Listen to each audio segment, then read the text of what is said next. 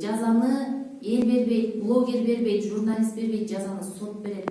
Урматтуу журналисттер, биз соттун чечимин күтөбүз. Ал боюнча мен ал балдарды актабайм дагы.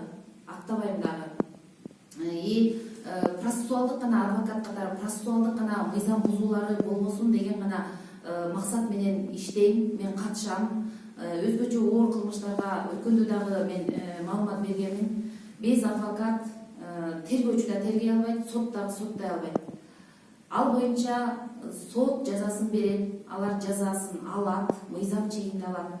Бирок ушул агасы боюнча, Бапышев Казыбек боюнча мен айтат элем, эгерде бул иш мындан ары ушул тепте улана турган болчу болсо, бул өтө одоно түрдөгү мыйзам бузуу болуп эсептелет. Өтө конституциянын талаптарын сыйлабагандык, ошону одоно түрдө бузуу болуп эсептелет. Андан кийин мен ушуга улай кайрылып кетет элем. Биздин президентке, премьер-министрге, күч түзүмдөрүнүн башчыларына туура эмес маалымат жетип атат. Бул агасы тууралуучу.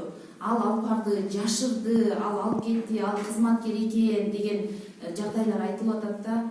Анын бардыгы тең далилденген эмес. Агасы ошол жерге алып баргандагы ички иштер бөлүмүнө тапшырган инилерин, анан кеткен, жумушуна кетип калган ал.